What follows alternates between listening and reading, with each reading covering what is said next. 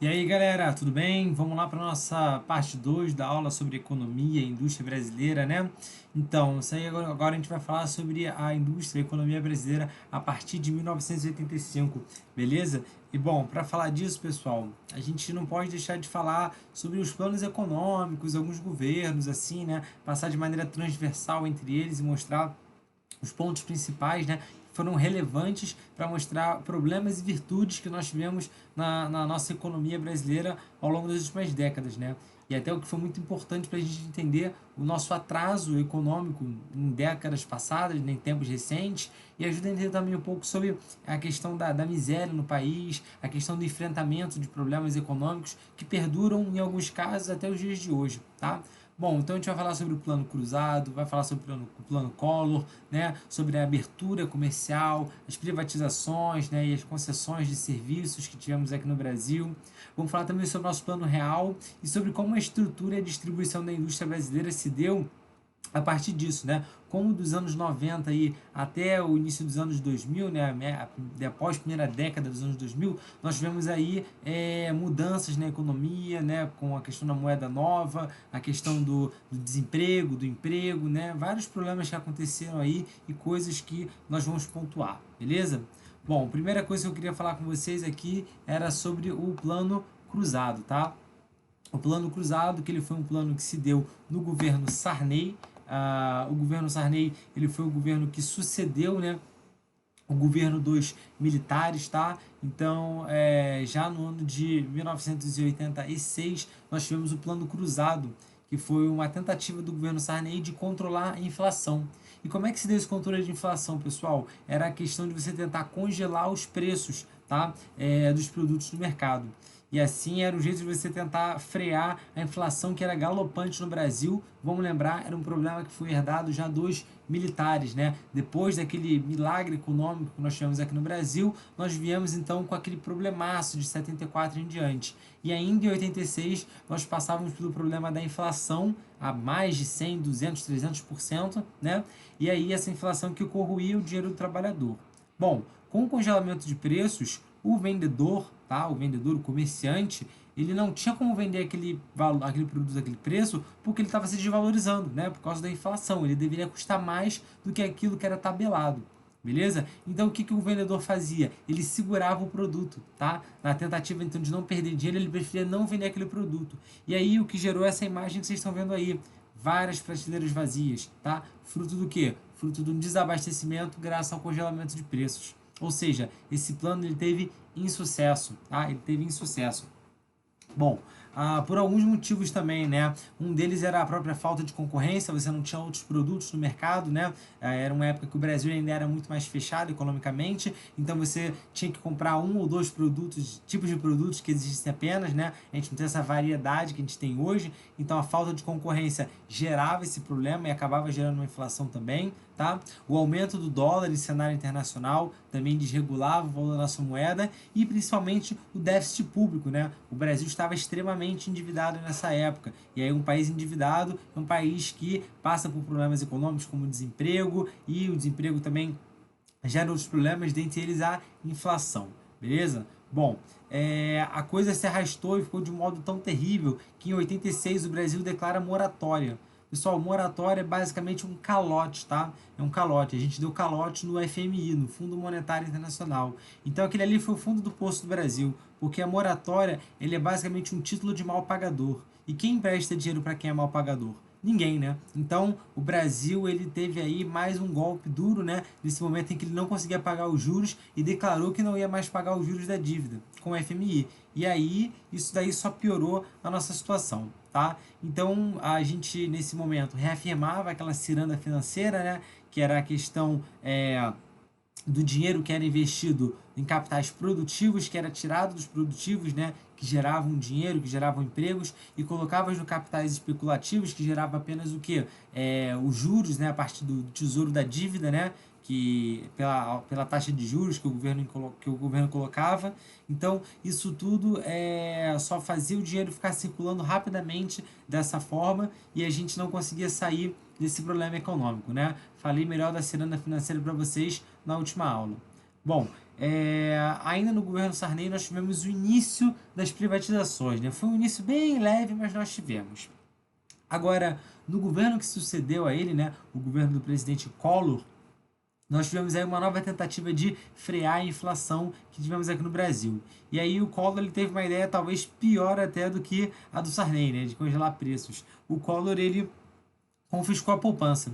Basicamente a ideia era de que quem tinha elevado certo dinheiro na poupança, que eram milhões de pessoas na época, você congelava aquele dinheiro, você não deixava a pessoa tirar e com isso ela diminuiria o consumo.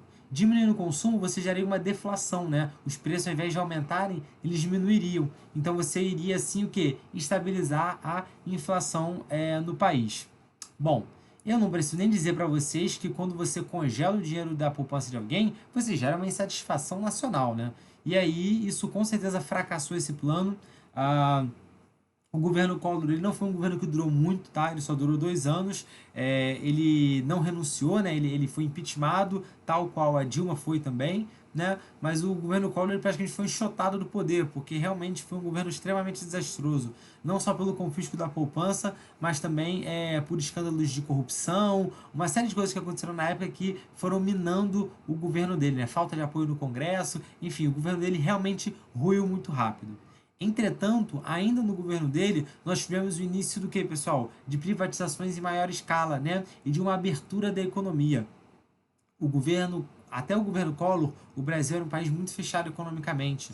Economicamente, o que eu me digo, o que eu quero dizer é que nós não tínhamos empresas internacionais, empresas transnacionais no território, muito poucas, tá? Por exemplo, nós não tínhamos Nike aqui nessa época, não tínhamos Adidas, não tínhamos uma série de coisas que nós começamos a ter depois, né, que se iniciaram mais no governo Collor. Tá? Então, assim, foi realmente a abertura do mercado brasileiro para as transnacionais. E nós vamos ver daqui a pouco que tivemos o quê? Questões positivas e questões negativas em cima disso. Vamos lá. Aqui foi em cima, peraí. Algumas questões positivas, né, e negativas foram as seguintes: abertura comercial, privatização e as concessões de serviços. Bom, a abertura comercial gerou melhora no maquinário da indústria. Sim, a abertura comercial fez com que a gente começasse a comprar outros produtos da indústria, né? Comprar vindo de fora, então isso melhorou a nossa indústria, tá?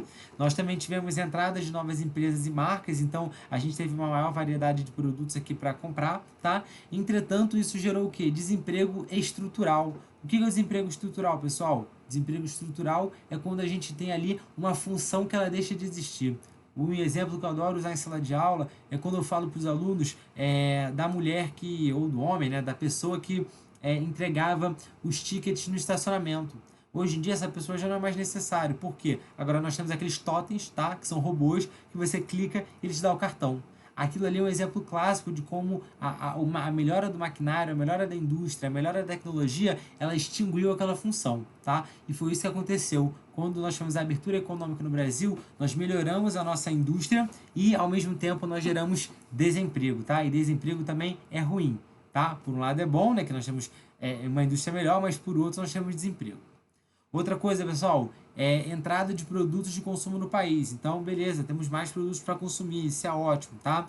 Diminuição dos preços pagos, maravilha, vamos pagar mais barato. E o aumento da qualidade, putz, né? Perfeito. Só não é perfeito pelo seguinte, pessoal. Por outro lado, nós temos o quê? Uma quebra de empresas nacionais.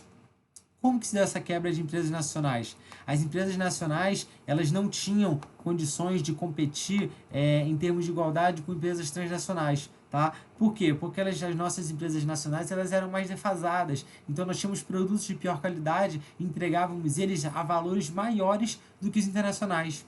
Vamos lembrar que nessa época já tinha produto chinês aqui no Brasil, tá? Década de 90 já tinha um produto chinês aqui. Então ficou uma concorrência muito desleal e muitas empresas nacionais quebraram. Quebrando uma empresa nacional, você quebra o quê? O emprego, tá? Então mais um momento aí de desemprego no país. Então vamos lembrar, tem o bônus e o ônus dessas coisas, tá? E por fim, as privatizações que ajudaram na melhoria dos serviços, né? Muitas empresas de fato foram privatizadas e os seus serviços melhoraram por causa disso, né? Não há o que negar, principalmente na questão da telefonia, embora nós tenhamos 1 milhão de críticas, né, em relação às empresas de telefonia no Brasil, a telefonia ela melhorou, ela se popularizou, ela se tornou melhor, tá? E aí isso ajudou também a gente a reequilibrar a nossa balança comercial, né, diminuindo gastos do governo. Vamos lembrar que os militares, como eu falei na última aula, eles compraram diversas empresas nacionais que estavam quebrando. Isso fez com que o Estado ficasse cada vez mais inchado e tivesse menos dinheiro para poder investir em coisas importantes, como educação e saúde, tá? E preferia ficar mantendo algumas empresas que de fato não tinham sentido. Entretanto, pessoal, vale ressaltar, essas privatizações que ocorreram na década de 90, muitas delas foram extremamente questionáveis.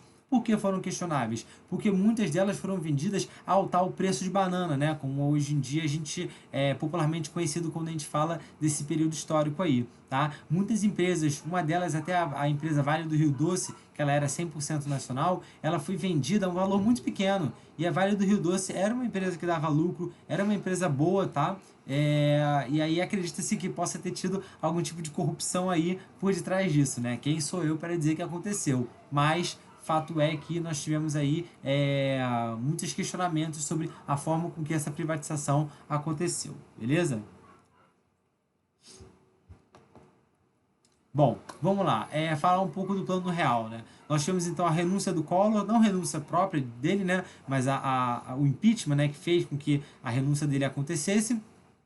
O Itamar Franco, né, que era o vice, assume, e aí o Itamar Franco ele tinha com o Fernando Henrique Cardoso, né, até então o seu ministro das Relações Exteriores. E o Fernando Cardoso, Henrique Cardoso, por ser uma pessoa que tinha muito trânsito no Congresso, ele acabou virando o ministro da Fazenda. Tendo em vista que naquele ano já tinham tido, sei lá, 3 ou 4 ministros da Fazenda. Ninguém parava na pasta, porque inflação muito alta, ninguém conseguia controlar esse problema que era ser ministro ali, né? Mas o Fernando Henrique Cardoso topou a proposta e ajudou também na elaboração do Plano Real, né, que foi o plano que surgiu em 1994, que é da moeda real que nós utilizamos até os dias de hoje. Bom, fato é que o Plano Real ele veio para acabar realmente com os nossos problemas de inflação. Mas a que custo? Como isso aconteceu, pessoal? Vamos lá. Primeira questão: a paridade dólar e real. A nossa moeda ela não tinha lastro, ela não tinha valor, não tinha importância, ela se desvalorizava muito rápido. Então, o Brasil estabeleceu um paralelo entre a moeda do Brasil e o dólar. Agora, isso não se dá somente na palavra, em dizer que vai fazer acontecer. Isso precisava de outras medidas. E outras medidas que aconteceram foi o quê? A elevação da taxa de juros, tá? O governo ele começa a pagar mais juros pelo título da dívida, ou seja, para quem tivesse a fim de financiar a dívida do Brasil. Então, isso atraiu muitos capitais especulativos. Muita gente começou a o quê? Depositar dinheiro aqui para poder financiar a nossa dívida, né? Com a gente prometendo pagar mais sobre ela. Bom, isso também fez com que a gente conseguisse aumentar a nossa reserva de dólares no Banco Central, o que dava uma maior estabilidade na nossa economia para poder o quê? Para poder manter essa paridade entre o dólar e o real. E essa ideia, né, era de estabilizar a inflação e controlar o déficit público através de outras reformas também, para atrair os capitais produtivos. Então, qual era o primeiro plano? Você estabelece a economia, você estabelece ali a nossa inflação, você faz o pareamento do dólar com o real. Na época, em 94, era muito comum as pessoas comprarem coisas em dólar aqui no Brasil por causa disso, né? Porque era a mesma coisa. E uma vez estabelecendo a moeda, você poderia em seguida pensar no plano econômico para você poder angariar capitais produtivos, que são os capitais que de fato geram empregos, né? Que é o capitalista que vai e monta uma indústria, contrata gente, gera produtos, gera serviços, né? E isso iria acontecer no momento posterior. Bom, pois bem, só de controlar a economia, o FHC já teve uma popularidade muito grande como ministro da Economia, o que fez com que ele conseguisse se eleger em 94. Eleito em 94 e reeleito em 98, né? Então ele fica de 94 até 2002 no poder, tá? Bom, a grande questão é a seguinte, é que esses capitais produtivos, né, que eles prometeram, eles não vieram de forma tão rápida, o que manteve o desemprego. Então, se por um lado, na década de 90, a gente conseguia controlar a nossa inflação, tá? E economicamente isso é muito bom, isso é muito importante. Por outro lado, o Brasil ele tinha níveis alarmantes de desemprego, fome, miséria, né? Como até hoje nós temos ainda fome, miséria e desemprego, mas nessa época nós estávamos em estado muito crítico, né? Especialmente porque nós éramos mais pobres nessa época do que nós somos hoje. Então, realmente foi um baita problema. Até que em 99, o FHC ele promete uma maxi desvalorização do real, ou seja, ele desvaloriza muito o real, né, em relação ao que era ao dólar, né? Só vocês verem nessa tabela aqui, ó, que até 95 o real ele cresce, ó, o rendimento médio do real do trabalho, né, principal. Ele é 983. Depois ele começa a decair, decair, decair, decair, e ele só volta a crescer em 2003, tá? Já no governo Lula. Então, a máxima desvalorização do real, ela gerou o quê? Um estímulo às exportações, por quê? Porque a nossa moeda era muito mais barata, né? Então era melhor você exportar do que importar. Você diminuía a importação, porque o produto importado vinha muito mais caro para cá, então você controlava os gastos. E você gerou um aumento da competitividade de muitas empresas brasileiras, né? Porque com a nossa moeda mais barata, era mais interessante você produzir no Brasil nesse momento com uma moeda mais barata. Então, isso foi bom para a economia, tá? Bom, o plano real ele foi mantido, o plano econômico, né, por detrás do plano real, ele foi mantido aqui no Brasil, tá? Não só no governo FHC, mas nos governos que sucederam, beleza? Mas ainda assim, ainda com isso tudo, o nosso crescimento econômico ele era baixo, tá? Isso daí só foi melhorar lá no governo Lula, beleza? Lá por volta de 2004, 2005, bem depois do começo do governo Lula. Por que isso, pessoal? Um negócio chamado fator China, eu acabei nem sublinhando aqui no slide, mas um negócio chamado fator China. Era um momento em que a China ela estava acelerando muito essa economia e comprando muitas commodities, beleza? Então, a compra dessas commodities por parte da China fez com que nossos produtos que nós vendíamos aqui era soja, milho, café, petróleo, tá? Vários nossos produtos eles começaram a se valorizar muito. Então, nesse período, o Brasil ele começa a surfar numa economia muito maior. Em paralelo a isso, é claro, né, a credibilidade do país melhorou, a gente já não estava mais com tanta dívida, nós conseguimos quitar a dívida com a FMI, né, a dívida externa com a FMI. Então, assim, o Brasil ele surfava num momento econômico melhor depois de passar tantos anos de calvário, né? Atrelado a isso, o governo Lula, né, ele também foi marcado pela questão das políticas sociais, né? Então, você teve uma política assistencialista que acabou dando, né, levando dinheiro para muita gente. E isso fez com que a economia girasse, né? A cada R$ 1 que você coloca na economia, ele se transforma em dois através de compras, vendas, serviços e tudo mais. Então, vá alguns fatores, né? A melhora da credibilidade, o fator China, políticas sociais, tudo isso fez com que o Brasil ele começasse a saltar economicamente. Tanto que se vocês olharem aí, depois de 2005 em diante, o real ele começa a se valorizar mais, beleza? A não ser em 2009, quando nós tivemos ali a crise, né? A crise de 2009, de fato, ela bateu, ela demorou a bater aqui no Brasil, ela não bateu exatamente, a crise de 2008, ela não bateu em 2009, né? Ela demorou um pouco mais para bater aqui, mas ela veio, né? Tanto que no governo Dilma também nós tivemos problemas econômicos, tá? Foi até uma das questões de pressão do governo dela, atrelado aos problemas econômicos. Nós tivemos uma baixa do valor do petróleo no mercado internacional. Atrelado a isso, nós tivemos os escândalos de corrupção, né? Dentre eles o mais famoso aí a questão da Lava Jato. Tudo isso que acabou culminando com um enfraquecimento muito grande do governo dela e o impeachment, tá? Depois disso, o Brasil ele também não conseguiu se achar economicamente, né? O governo Temer veio e não conseguiu inspirar, né, grande confiança, o crescimento continuava baixo. As eleições, né, com o governo Bolsonaro em 2018, elas, embora com diversas críticas, né, de vários âmbitos da sociedade, ela tinha pelo menos uma projeção econômica melhor, né, acreditava-se que o dólar iria baixar, que a economia iria deslanchar, mas o que acabou não se transformando em realidade, né, tendo em vista que em 2019 o nosso PIB foi um pibinho, né, de apenas 1,1%, 1,3%, né, enfim, a economia não deslanchou e isso tudo se reflete na nossa indústria, né? A nossa indústria também teve muitos problemas aí nos últimos anos. Entretanto, até os dias de hoje, a indústria ela ainda é muito importante para o nosso país, né? Em 2019, ela representava 22% do nosso PIB, tá? E aí, a nossa indústria ela está muito baseada nas commodities de exportação e em bens industrializados, né, de baixo valor agregado, e alguns outros são manufaturados aqui, né, então montadoras, né, basicamente.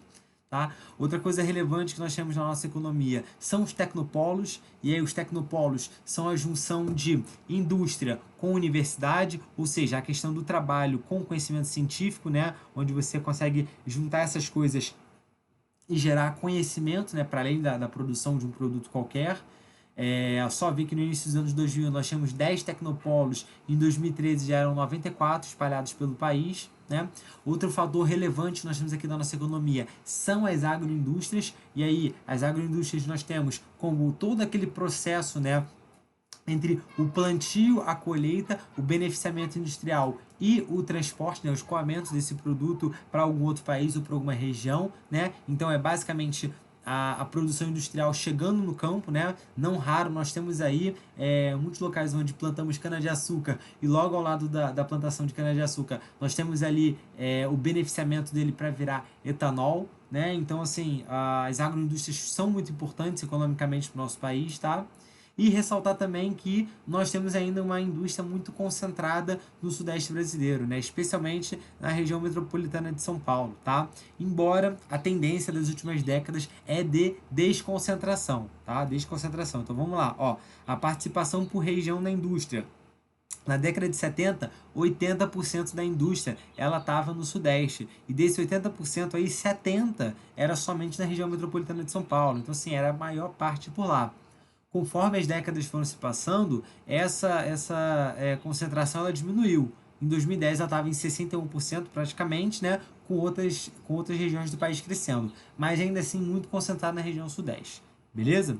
Bom, pessoal, isso aqui é só um panorama geral, então, né, da nossa indústria, da nossa economia de 85 para cá. E isso aqui é muito importante porque isso cai no Enem, sempre como eu falei, né, muitas vezes a pergunta ela não tem um tema específico, mas a partir de grandes temas vocês conseguem saber o que é e o que não é, né? Então, espero ter ajudado e é isso aí.